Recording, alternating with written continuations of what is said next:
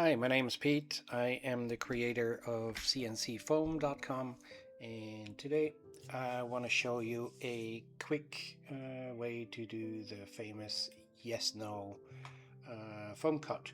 So first thing we're going to do is go to CNCFOAM.com, and that instantly gets you the 3D wireframe. You don't need to sign in or log in. It's an open project. It's free for everyone to use. Basically, I created out of a hobby. I'm retired. I used to build foam cubes, but now I'm giving back to the community. So first thing we're going to do is we're going to load some parts.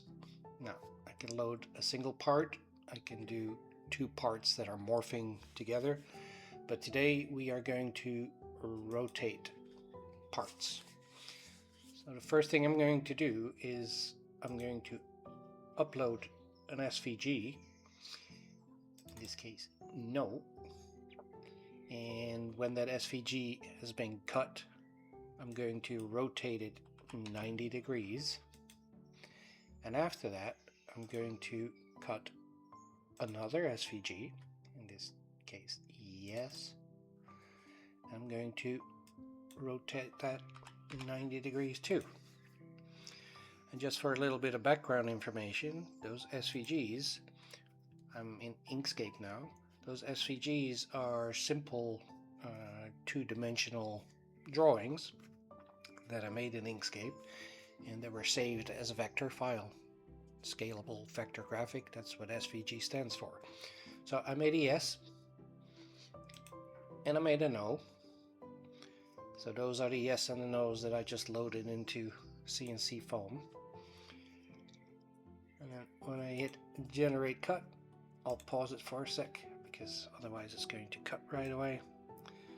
You see that the object is kind of small, so we are going to scale it here on the top. I can do this in millimeters or I can do this in percentages. So let's scale it in millimeters, and it's uniformly scaled because I've got the checkbox checked here. And we'll go from 200 millimeters to 600 millimeters. So then we can see what we're doing. So you see there's the no that we just imported as an SVG. It has now been extruded across my material block. The material block is the ghosted cube that you see, and I can change the material block on the left side. I can make it like a bit smaller. This is less tall, less wide, less deep, and I can center the rotation block around the rotation axis. The rotation axis is the red dotted line you see down here with the motor on the bottom, and currently it is rotating clockwise if you're looking at it from the top. Now we also see that our cut shape, the no in this case, is falling outside of the foam block. So it's been cut off here. It's got a right side and it's got an angled side here, so I'm missing a piece. It's a bit hard to see, but you can see that in the green ghosted part here, there is a part sticking out. So we need to move the whole thing over to the back. And I'm saying back because if we're looking at it, this is the front of the machine.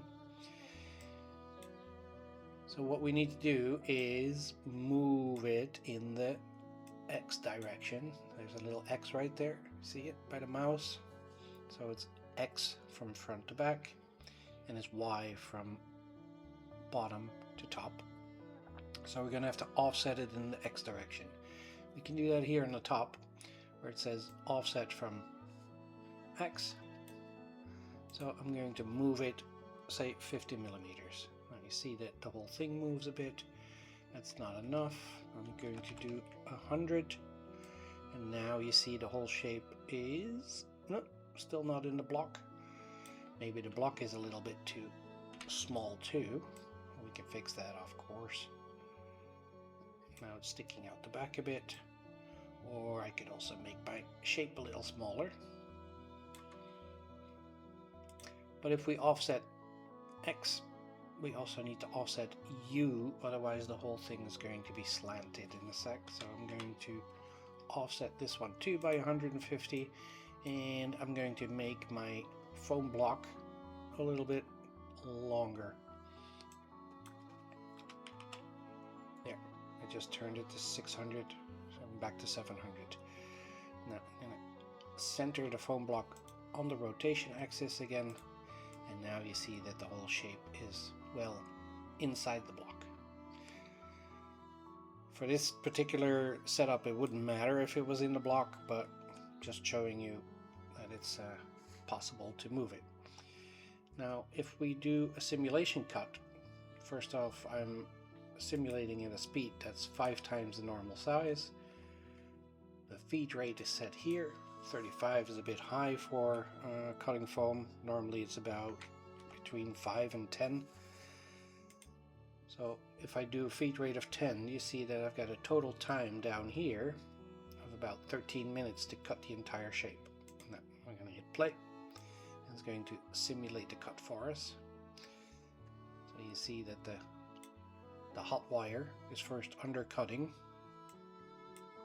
and right here we can see what that looks like on the left and on the right side of the block.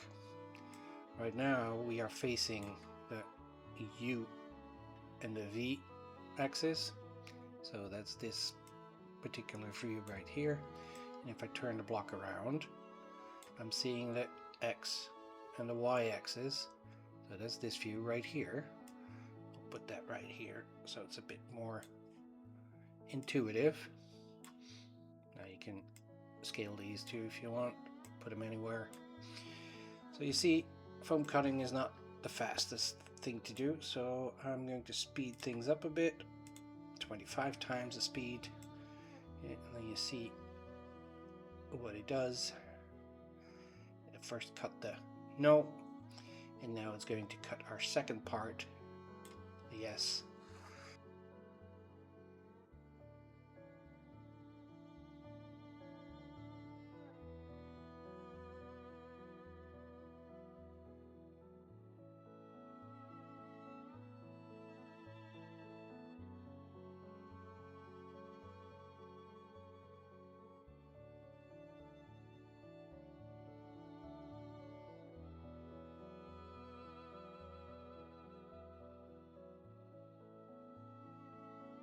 A complicated piece of decoration, I guess, in this case. Now, if you're very proud of your work and you want to share it with the community, you can just click on publish right here, give it a title and a description, and you automatically share it in the public library. I'm not going to do that with this one because I already did.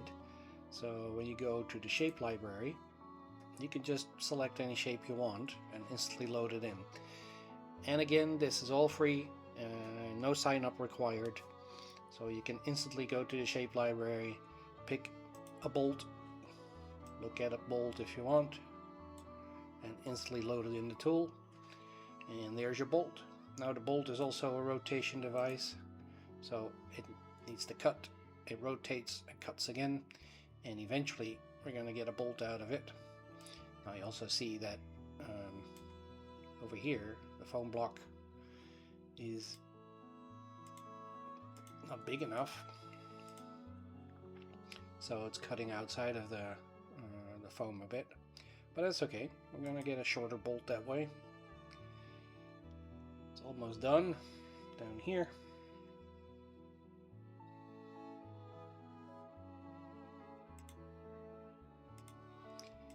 And there's your somewhat shorter bolt. Now, of course, if I wanted to get the whole bolt, I can fix that easily by making the foam block a little bit taller. Naturally, you would have to replace it with another piece of foam. Oops, sorry, I need to go in the Y direction. And not the Z. Now these sizes all depend, of course, on your particular setup. Right now, our machine size is the wireframe here. Our machine size is set to be, I think, let me see here, the cutter size 85 by 85 by 85 centimeters. So obviously if I make the foam block 900 like I do here, I get a warning on the screen that my foam block is higher than my cutter. Now that's not a problem, but it's just a warning, so you know. Alright, that's it for today. Next video I'll show you some other features of CNCFOAM. If you want to try it out yourself, just go to CNCFOAM.com. Like I said, you don't need to register, so you can dive right in. And if you are looking for a feature that doesn't exist, let me know and I will try to build it for you. If you're running into a bug, also please let me know. I will try to fix it. Do note that I am a one-man show, just like it says here on the beta test. You can help us by testing the machine or the software in the real world. Make an explainer video like I'm doing right now, or give us some feedback or ideas. It would be greatly appreciated.